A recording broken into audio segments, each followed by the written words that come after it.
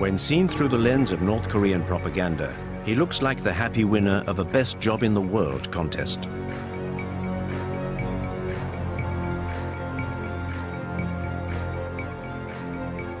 Each time he is out in public, he has the air of a man marveling in the discovery of a fabulous country that his parents built just for him. A country where he has a hand in just about everything. Drawing up plans for a new quarter of Pyongyang. Being a lifeguard for the youth of North Korea. Sampling the biscuits which will soon flood the regime's groceries. Overseeing the growth of the chicks on the state farms. And even acting as an advisor to the country's hair salons. Arduous days, but days where he can still find the time to try out the latest rides at the capital's amusement park.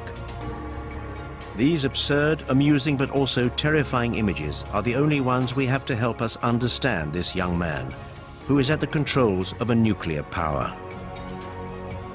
Kim Jong-un does not give interviews, so we have decided to go and meet those who know him best, in an attempt to draw a clear portrait of him.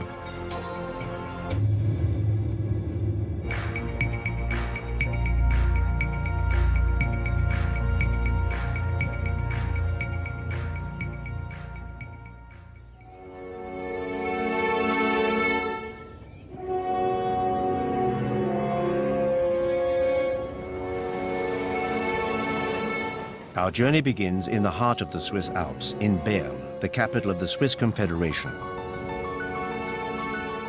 This is the home of one of the biggest North Korean communities abroad. It's a discreet community, whose activities have nonetheless attracted the attention of a member of a consortium of investigative journalists.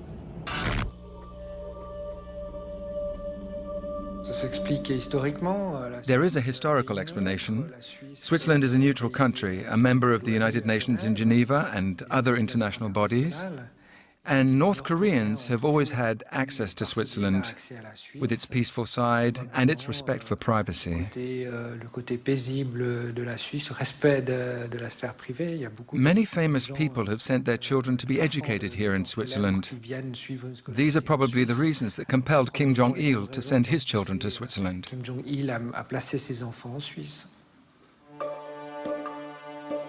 A study of Swiss administrative documents reveals the existence of a Mr. Pak, for whom in 1992 the North Korean embassy in Switzerland requested a visa and a posting to Bern.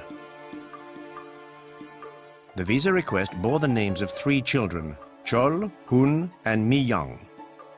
The names were only slightly altered and the birthdays were identical. Mr. Pak's children were in fact those of the North Korean dictator Kim Jong-il. We knew the children were here, we knew their real identities, but it was not a problem for the Swiss authorities. It was even seen as a boon. Why? To maintain links with the country, which had already cut itself off from the rest of the world.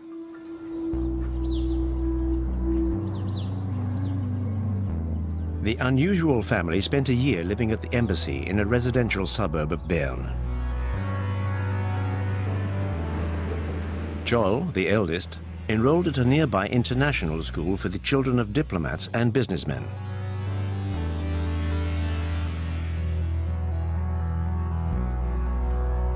His brother, Hun, joined a state school in the town.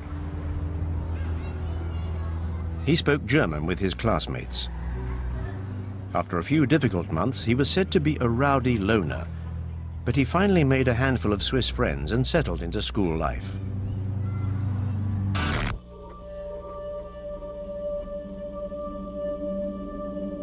The boys' school results weren't bad.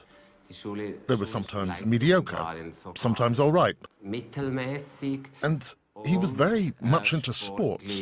And he was particularly interested in basketball. He was very keen and quite good at it.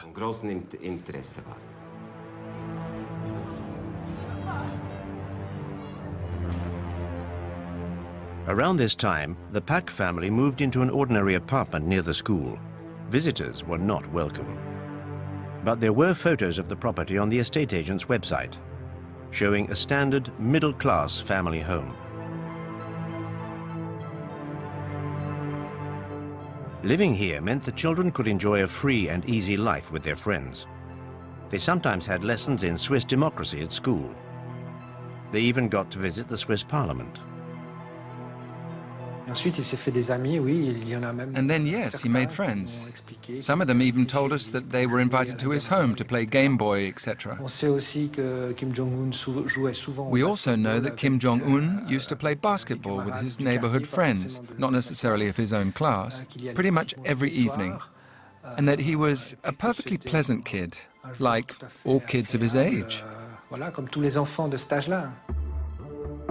The pictures we have of Pak Hun are in sharp contrast with the images we have of Kim Jong-un. How can we be certain that this is the same man who spent his entire adolescence in Switzerland? Judicial identification experts compared the two images. Facial spacing, ears, teeth. There seemed to be no possible doubt. Added to which, another clue was unearthed by the Swiss Secret Service. A North Korean woman by the name of Ko Young-hee regularly arrived in Switzerland by private plane. The Swiss agents who tailed her suspected she was smuggling precious metals. But the truth was something else altogether.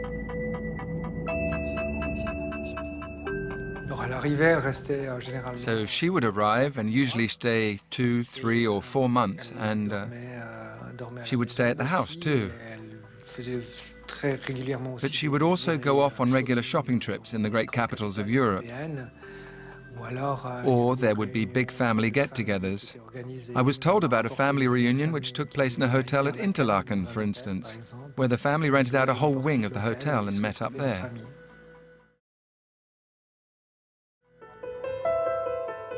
During the 90s, Kim Jong-il's private life was a state secret. Nobody knew about his 3 mistresses and 4 children. And when his health started to deteriorate, North Korea's neighbors were worried about who would succeed him and what might happen if Kim Jong-il were to disappear suddenly. But within the Kim family's secretive bosom, the decision had long since been made. The eldest son, Kim Jong-nam, would have seemed to be the natural successor in the Confucian tradition, just as Kim Jong-il had inherited power from his father. But Kim Jong-nam had committed several gaffes, among them an embarrassing arrest in Tokyo with a fake passport. He had wanted to visit Disneyland with his family.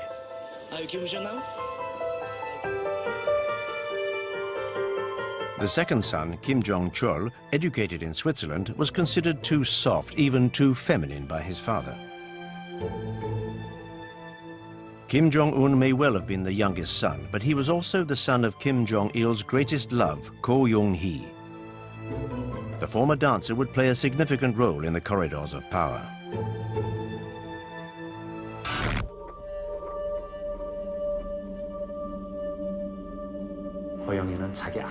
Ko Young-hee played an important part in ensuring that her son took over the reins of power.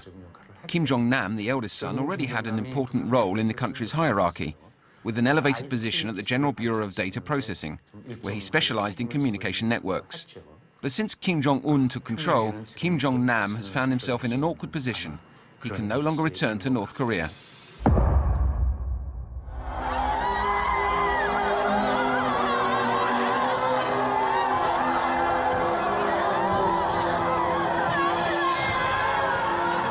The 17th of December 2011, North Korea was in mourning.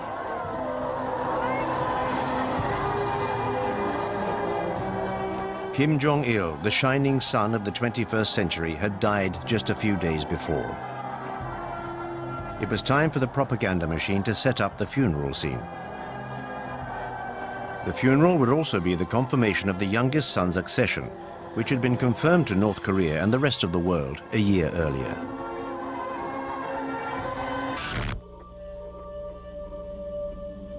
Kim Jong-il was ruling the country, or basically had senior position in the country for quite some time before he became the leader, at least 10 years that he was involved. And Kim Jong-un, I think it all came very suddenly. They did it, the propaganda, they did a bit of going back and sort of trying to create a story about how he was being trained many years in advance. But that wasn't the case at all. I mean, the fact of the matter was that his father had the first stroke, and that's when they started becoming concerned about succession, and then he died quite suddenly. And I think the young fellow was not ready. There was a plan, I think, to have him become the next leader, but I imagine they were thinking 5, 10 years, not 1 year. And so, I think it was very clear from the funeral and everything, the way he looked and the way he was behaving, that he was in shock and not really ready to take over.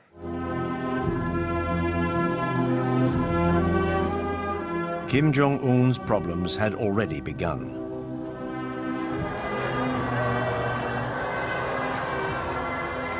Did the aging generals gathered around his father's coffin see such a young leader in a favorable light? Kim Il-sung, the founder of the nation, staked his claim by leading the anti-Japanese guerrilla army during the Second World War. Kim Jong-il was the regime's second in command for 15 years or so, and then assumed power after 50 years. Kim Jong-un, however, was a mere 26 years old with no experience and no reputation to precede him. So in order to keep his grip on the reins of power, he embarked on a monstrous purge. The regime needed to be represented by a whole new generation. 북한의 worst period를 겪고 Today, Kim Jong-un needs to connect with people who remember the great famine from their childhood. 나라를 이끌어가야 되는 그런 지금 처지에 있죠. I believe it will be harder to maintain solidarity between the elite and the leader than it was for the two previous regimes. 응집력이라고 할까요? 유대 관계가 Things could be rather fraught, and so the power structure will be built on a foundation of differing interests and terror. 그다음에 이제 공포에 의한 I think that there probably is a lot of internal churn there, because what seemed to be clear is that after Kim Jong-un did take power, he was trying to move some of the business concessions and the political power in the military that his father put there, right? His father believed in so-called military-first politics, and move it over to the party, or at least balance out the party and the military. All of the generals that were with Kim Jong-un by the hearse of his father in the funeral procession are all gone. None of them are left. And so very clearly he's wiped out a group and is trying to bring in a new group. The most prominent victim of the purge was just behind him during the funeral. His uncle, Jang Song-taek, married to Kim Jong-il's sister. Since the 70s, this member by marriage of the family had been at the very heart of power. His brothers were powerful generals. He himself had held a number of key posts in the armed forces and the economy. When Kim Jong-il's health first started to become a cause for concern, his name was mentioned as a potential successor, or at least as a regent to the dictator's young son. 2 years after coming to power, Kim Jong-un decided that his apprenticeship was over and had his uncle executed, along with most of his closest relatives. 굉장히 유능하고 For us, Jang Sang-tak was a very competent man. 자기 I worked with him. 부하들 잘 챙기고 He was funny and kind to his subordinates. 업무 He took good care of us and worked hard. Certainly the news of his arrest and then his execution were quite surprising to many of us who study this country. But I think what was the most surprising was the written statement that came out explaining why he had been killed. In the past in North Korea, when these sorts of things happen, they happen very quietly. It's a car accident or it's a sickness, and there's really not much explanation given. But in this case, a very clear explanation, in many ways exposing vulnerabilities inside of North Korea.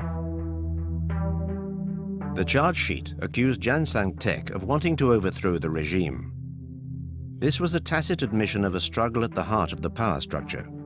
He was also accused of being an unfaithful husband and a corrupt communist. And rumors of his fondness for young girls were confirmed by the official press.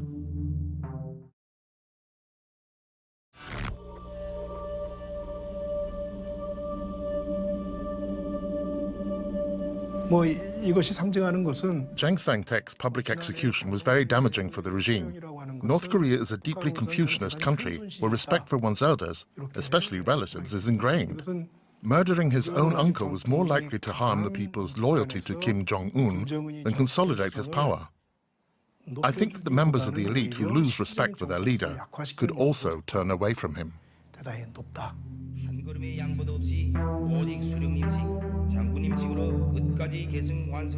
In order for his accession to power to succeed, Kim Jong-un decided to use terror to subdue the regime's old guard.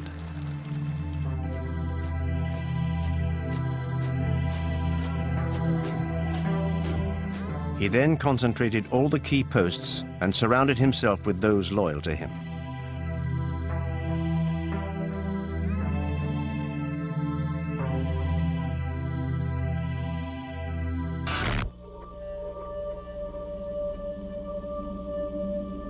I think that Kim Jong-un is in charge. I don't think that there are puppets behind him because I think the system is designed to only have one person in charge.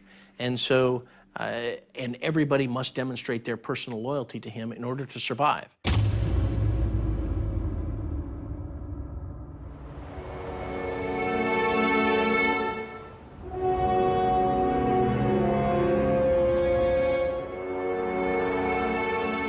"20 million Koreans live in the city of Seoul, the capital of South Korea.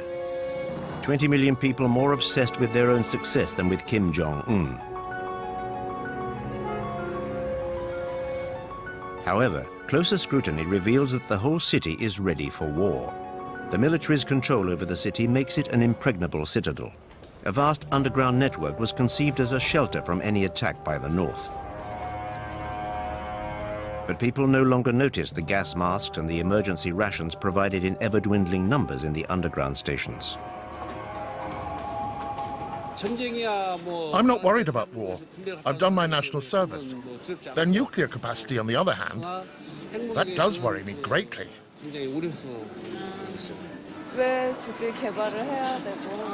I don't understand why he wants to develop nuclear weapons. To blackmail us? To threaten us? To get something out of us? Or just for his own personal glory?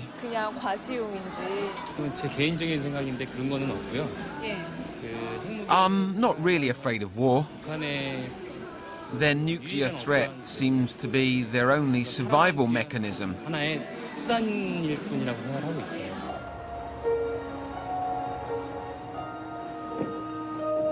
The North Korean border is only 30 kilometers away. It's an impassable, demilitarized zone 2 kilometers across, with hundreds of thousands of soldiers either side of it. Seoul is well within range of cannon fire. The soldiers in the south can see villages in the north. Unlike his father, Kim Jong-un personally inspects the advanced posts, which are the greatest threat to Seoul.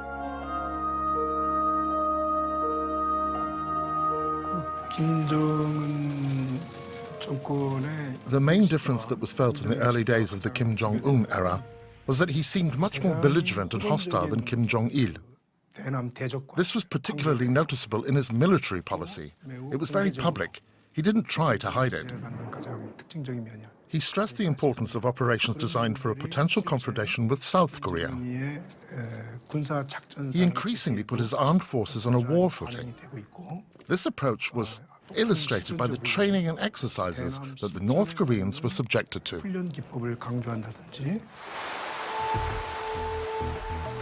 Kim Jong-un made his first North Korean propaganda appearance a year before his father's death.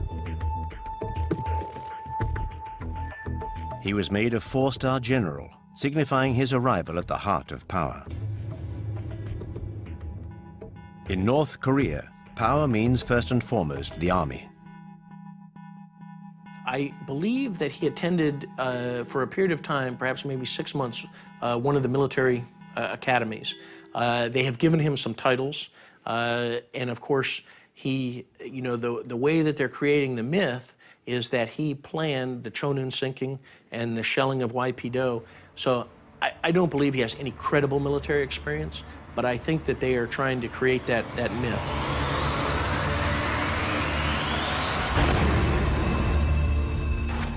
You know, he was given the title as a four-star general in one of the People's Assemblies as they were making the transition, but not any experience that we know of. The propaganda says he's an artillery expert, so they try to create a myth around him that shows that he's a great warrior, a great military man. And I'm sure for the military in North Korea, you know, they probably don't like that, you know, that this young fellow with no experience all of a sudden gets 4 stars and is considered one of the top military brass in the country, even though he has no experience.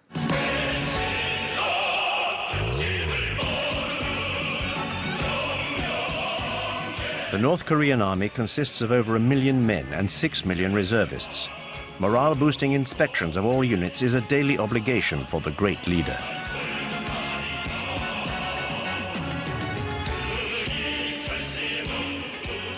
But the army's thousands of tanks and hundreds of aircraft, inherited from Soviet-era Moscow, are all but obsolete.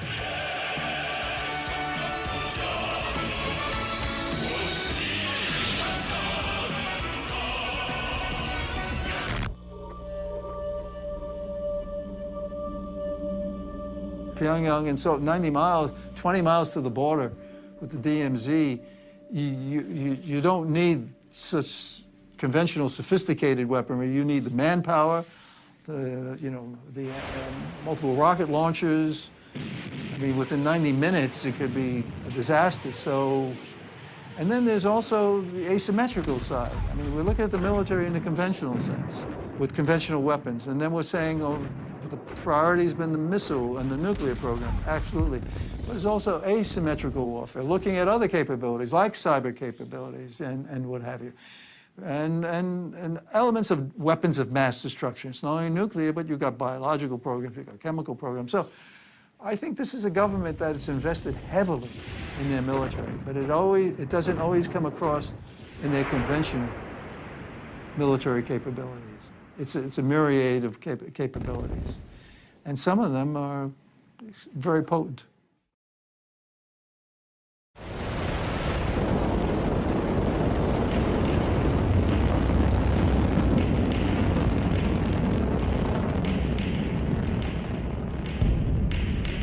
I mean, we all have to care about North Korea. Let's be practical. North Korea has nuclear weapons. It's the 9th nuclear weapon state. The assessment is from 6 to 12, maybe even more nuclear weapons, right?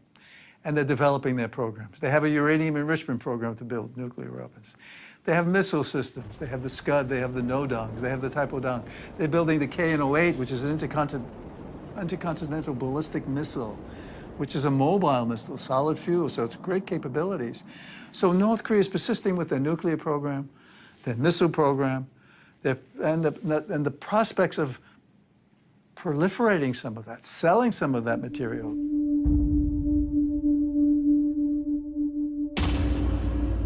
Kim Jong-il's nuclear program was his grand project. But his son decided to carry it on and even to intensify its development. While its conventional arsenal was not up to the job of fighting its enemies, the atomic bomb became a North Korean obsession. Despite international objections, a huge amount of resources was poured into the project. Pyongyang believed that owning the atom bomb was the only way the regime could survive.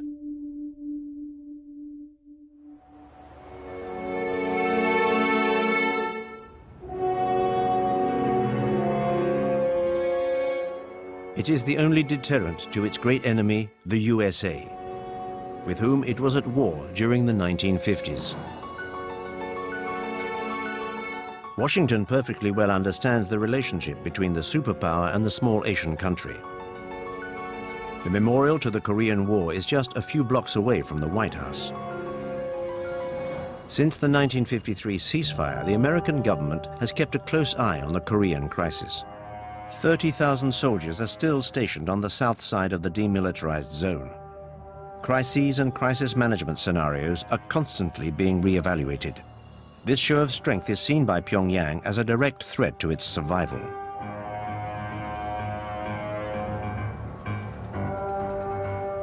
I think that, they fear the Ceausescu end, they fear the Gaddafi end, the Saddam end. All those those leaders who have lost because they didn't have nuclear weapons, they made agreements with the United States, or their people rebelled, in Ceausescu's case, they don't want to end up in those cases. And when they look to South Korea, you know, they don't believe that they will be given you know, a future in South Korea. And clearly a democratic South who would try and send to jail their own presidents, you know, they can only imagine what they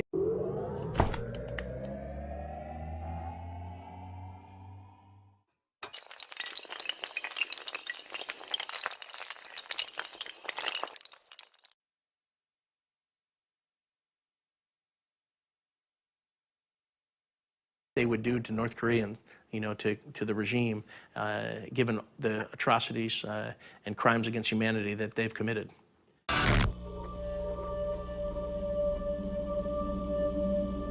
North Korea's goal is to, if you will, to place North Korea in a situation so that no one in the rest of the world would dare attack North Korea. Having said that, while the media today has tremendous focus on this question, can North Korean missiles reach Alaska or California or wherever, in reality, North Korea today has the capability of transferring weapons of mass destruction anywhere in the world through its trading companies, their affiliates, and a very sophisticated shipping network. So North Korea already has the ability worldwide to deliver WMD anywhere. North Korea is already a nuclear threat. But it has also been developing some of the world's most powerful cyber warfare units.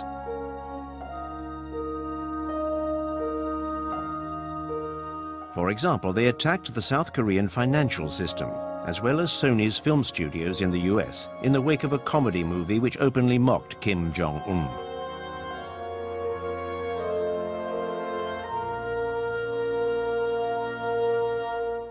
You know, many of us who have negotiated with North Korea, and I'm certainly one of them, I have great respect for their capabilities.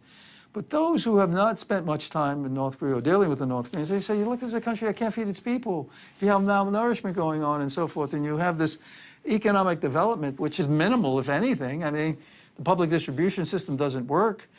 You compare North Korea to South Korea, I mean, there's no comparison. I mean, South Korea is a modern country that has a significant GDP and per capita income is high.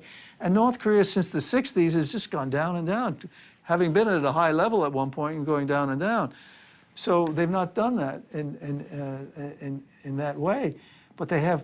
But we should never underestimate their capabilities. When they put their mind to it, they're very effective. When they put their mind to a nuclear program, they're very good. Many people said they could never have a uranium enrichment program with spinning centrifuges. That's sophistication. Of course they could. Missile delivery systems, of course they could. You mentioned cyber. I'm of the school, yes. If they put their mind to it, they don't need an internet system per se. They need people who are focusing on cyber technologies, the tools necessary and how you do that and so forth. And they're very good when they put their mind to it. So I have high respect for the North Koreans when they focus their attention and put the resources behind it on capabilities, building capabilities.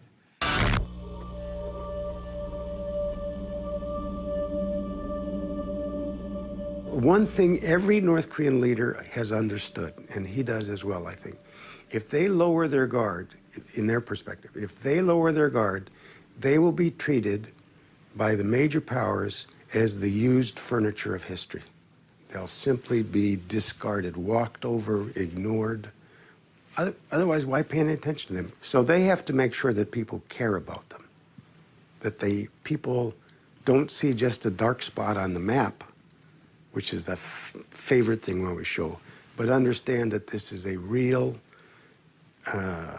operating, not failing country with 24 million people that are somehow going to continue to exist and become more vibrant in Northeast Asia. That's a big, that's a tall order to fill, and who knows if he'll be able to achieve it.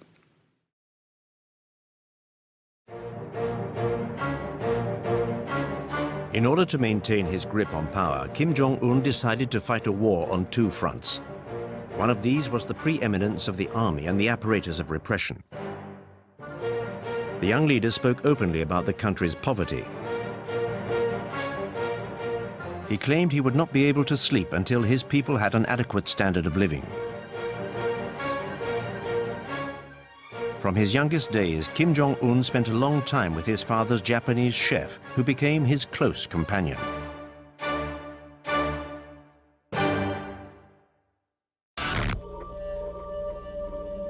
The Japanese chef recalls the future dictator's innermost nocturnal thoughts.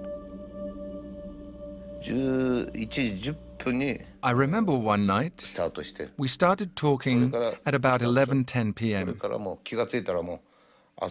When we had finished, I looked at my watch. It was nearly 5 a.m. We spoke of many things. He told me, I've been to Europe, to Asia, to Japan several times. The shops are full of food. But in my country, there's none. Something should be done.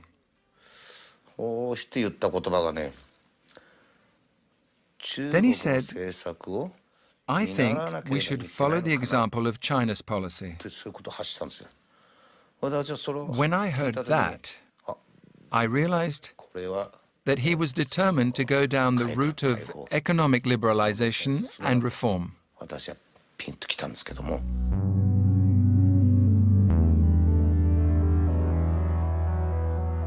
Every day, propaganda portrays Kim Jong-un as the great orchestrator of the renaissance of North Korea's agriculture and economy.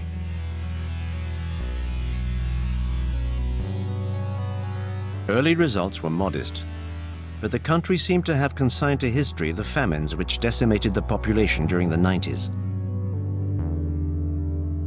You know, in his first speech in April 2012, I got the impression that one of his main goals was to convince his own people and the rest of the world that this was, in one sense, a new North Korea. Many of the things that had happened in the past were of the past.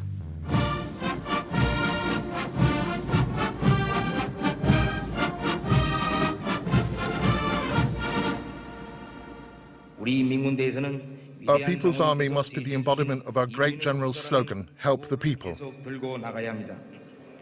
The People's Army's soldiers and officers do more for the people than they would do for their own families. Our people are the finest people in the world. They have faithfully supported the party in face of great challenges. They should never have to tighten their belts again. They should be able to benefit fully from the riches of socialism. That is our party's firmest resolution.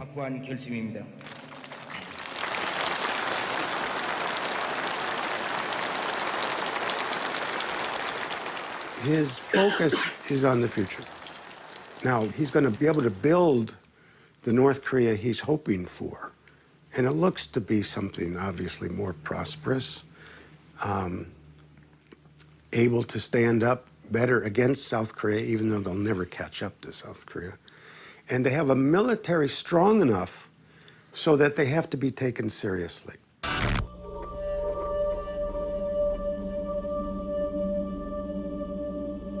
많이 어렵지는 않아요. 이렇게 말하면 나쁜 놈인지는 모르겠는데 많이 어렵지는 않아요. North Koreans do not live in abject poverty like they once did. We no longer have absolute famine.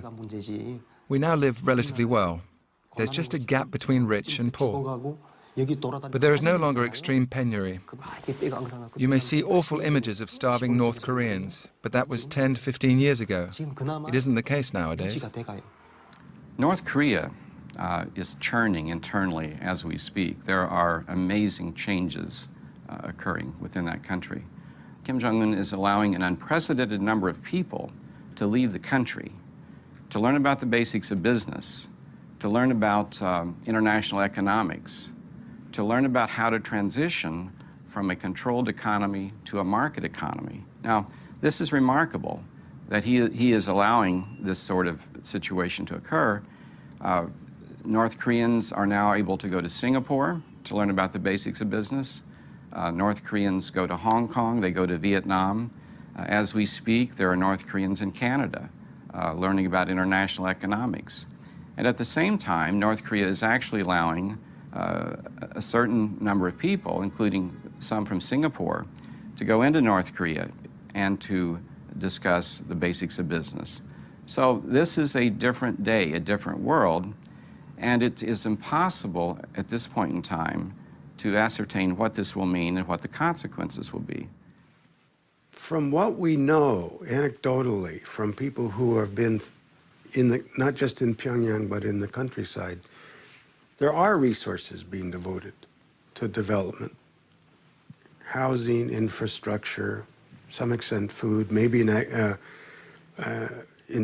agriculture area, it looks as if there's some reforms or changes that are going to could lead to increased harvest. None of these things at this point are real big, and anybody in North Korea who's implementing them probably is a little bit worried that they might get reversed, because it's not yet clear that they've been completely and totally endorsed from the top. But there's a cumulative effect. A new economy for a political beast born of the Cold War. Just like when China's Deng Xiaoping opened the country for business while playing father of the nation. But North Korea's psychological control over its people reaches a whole new level, like that of a secretive sect. Will it be able to survive this new openness? I think in general, because they have no problem with getting cash, right, through small projects like Kumgang Mountain or the North-South Joint Industrial Complex, but something that really opens the country up to free market forces, that allows for free and open exchange. These are all things that may make them richer, but it is seen as a threat to political control. And that's what we've seen throughout Asia. You know, if the economies start to grow, you get middle-class incomes, they start demanding more political freedoms. You know, this is what we saw in Taiwan. It's what we saw in South Korea. We've seen this throughout history in Asia, and I think they're very threatened by that. So they're not willing to take the big steps in terms of economic reform, even though this young fellow spent some time in Switzerland, right, was educated in the West. You know, I think for exactly that reason, he understands the threats that come with trying to open up too much.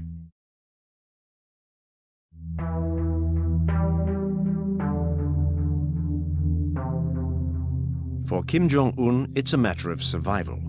After the years of poverty of his father's reign, North Koreans need to be given a new sense of hope if the country is going to stay together. His cheerful appearances and chubby frame contribute to the resurrection of the image of Kim Il-sung, who he has come to resemble physically. In North Korea, even the smallest child in the street loves Kim Il-sung. He was the great leader. During his time, people ate well and were not poor. It was from the reign of Kim Jong-il that the country experienced the worst poverty.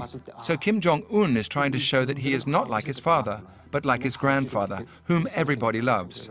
And that's why he tries to be like his grandfather now.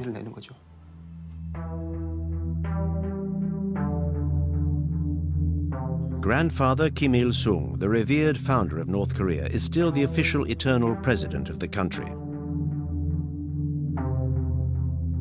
At times during his reign, its development was faster than that of South Korea, thanks to the unconditional support of the Kremlin. But when the Soviet bloc fell, Pyongyang had to change its tune. Its economy fell apart, and under Kim Jong-il's rule, the country endured the Great Famine.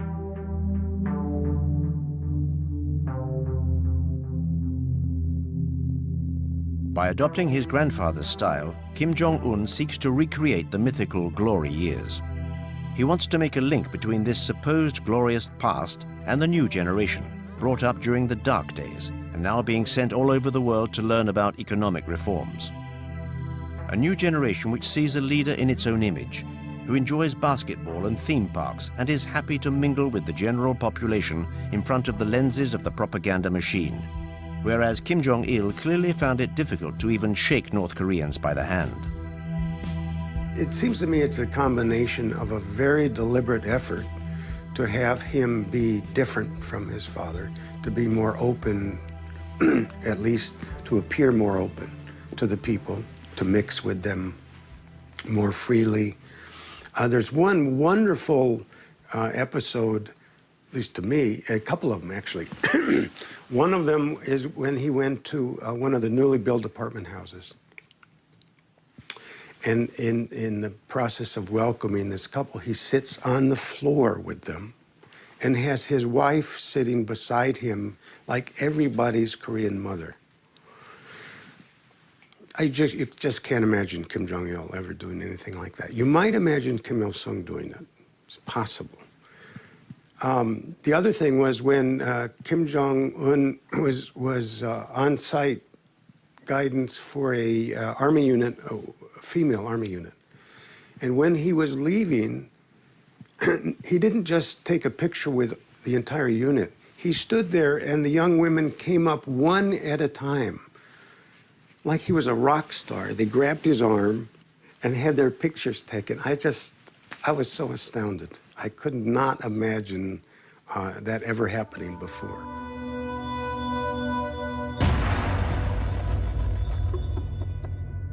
Something that seemed equally unimaginable was to hear Kim Jong-il's voice. Throughout his reign, the only propaganda put out was either silent films or images. He never spoke in public.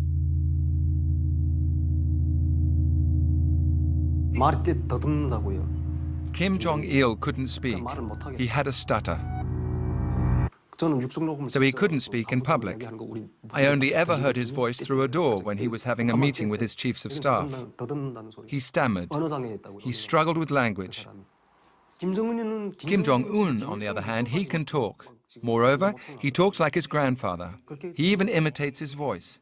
So in the beginning, it was even said that Kim Il-sung had been resurrected. It had become like an actor's job to recreate his image.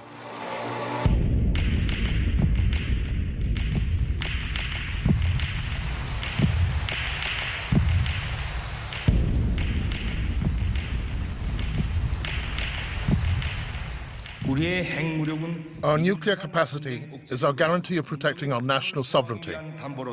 It allows us to build peace, prosperity, and power, as well as the happiness of the people.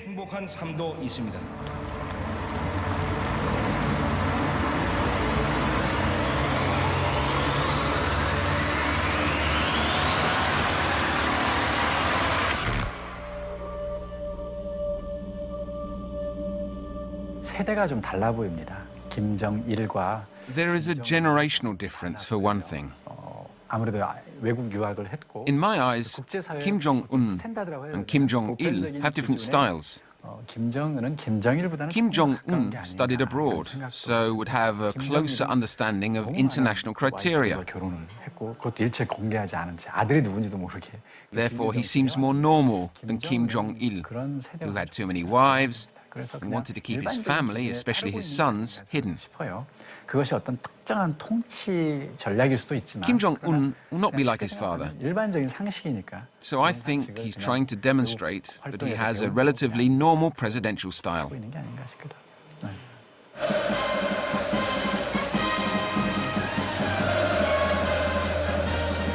But how can one follow a normal path when one comes from a family with such history?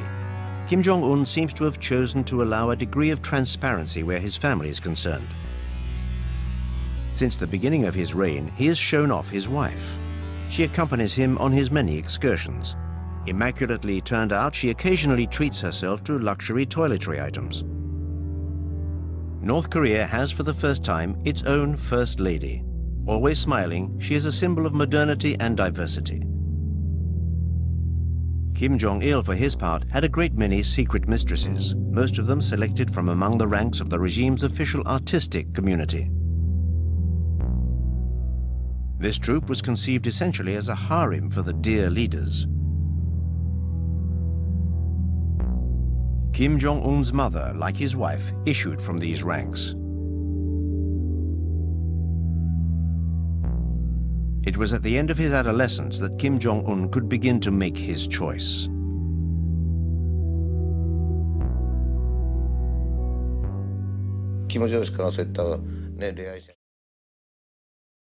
Kim Jong-un was never forbidden from going out with girls, but he just wasn't interested. He was just interested in sports. He was always playing basketball. But one day, I felt relieved. That day, amongst the pleasure brigade, there was a buxom young lady. Kim Jong-un called me over and said, "Fujimoto, look at those puppies." I was so relieved to hear him say that. I told myself, he's a lad, and everything's going to be fine.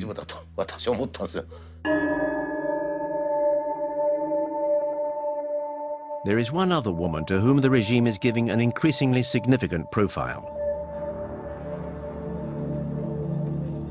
She was seen behind Kim Jong-un during his father's funeral, although the propagandists never named this young woman in mourning. She's the dictator's younger sister, Kim Yo-jong.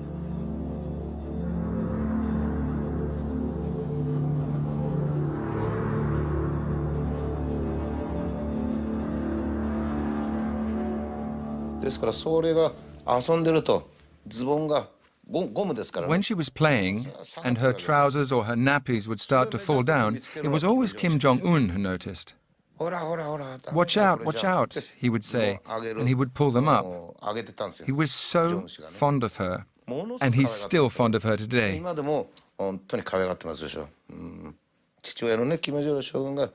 Kim Jong-il was equally fond of his little sister. So he's doing exactly what his father did, just the same. What's interesting is the strong women he surrounds himself with. There was a picture of him when he opened one of the fun parks. He's walking, not only got his wife, he had his aunt, Kim Jong-il's sister. He had his father's last consort, who was apparently a very strong woman. I can't remember if there was one or two more. So it's not completely a patriarchal system there, it seems to me. I guess he's listening to women as well. Kim Jong-un is grooming his sister for succession in case any crisis like a health issue should befall the regime.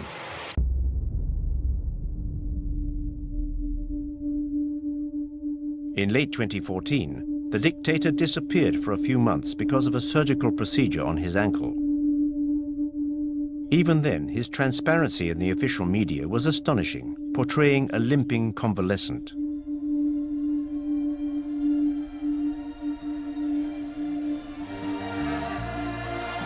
This remarkable contrast with the image of a living god, so commonplace in Korea's daily life, almost seems to embarrass even him.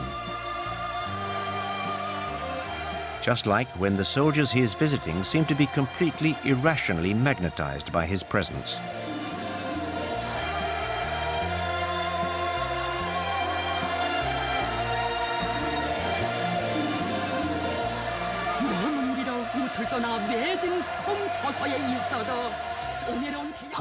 There's nothing special about these pictures. It's perfectly normal. Here in North Korea, Kim Jong-un is like Jesus. If you were a Christian and you were to see Jesus aboard a boat by the river, wouldn't you try to follow him? This is no different.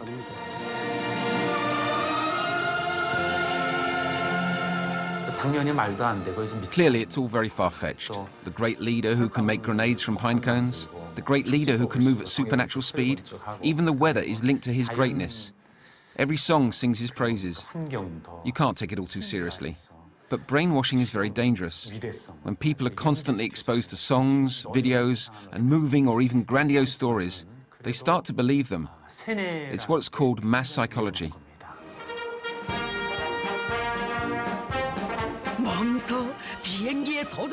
This allows North Korean television to present the dictator as an instructor for airline pilots.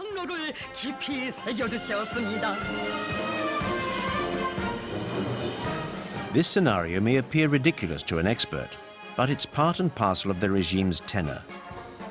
One question springs to mind when watching these images. To what extent does the main actor believe in the play? And to what extent has this fever-pitch propaganda influenced Kim Jong-un's persona? You see humanity in the man smiling and reaching out to the people and engaging. And then you say, my God, how could you do that to your own people? How could you have been so brutal to your own uncle? How does that come together? But this is what we're looking at. We're seeing a leader who is, and that's why people say he has not been that rational an actor. On one hand, you see the humanity in the man, the charisma. And the other hand, you see the brutality. And you're saying, what do we have here?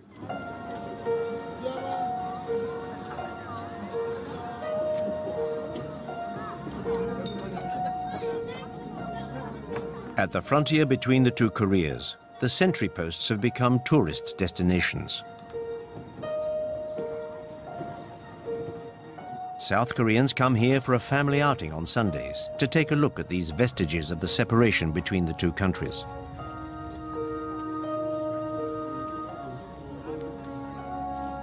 I don't know. It's difficult to get any real information about Kim Jong-un, other than what's disseminated by the media. But when I see that, I get the feeling that he won't remain in power for long. Even Germany reunified, and Korea is only a tiny little country, yet we remain separated. For Korea to be powerful and prosperous, I believe it needs to be reunified. Kim Jong-un, his demeanor worries me. I think he's too young. He comes across as more aggressive and unstable because he's young. I think he's a very dangerous man.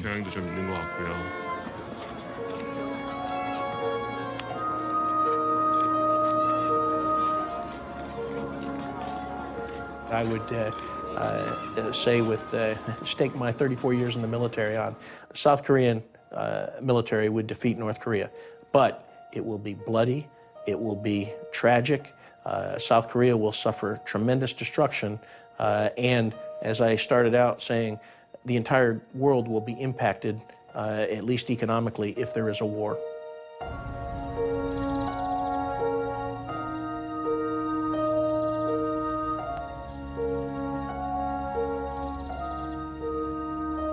Could this final frontier of the Cold War possibly fall? For many Koreans, the question is now irrelevant. Personal and family connections have all but vanished after 60 years of separation. 60 years of watching the Kim family show in Pyongyang. A soap opera which holds the keys to the future of the Korean peninsula.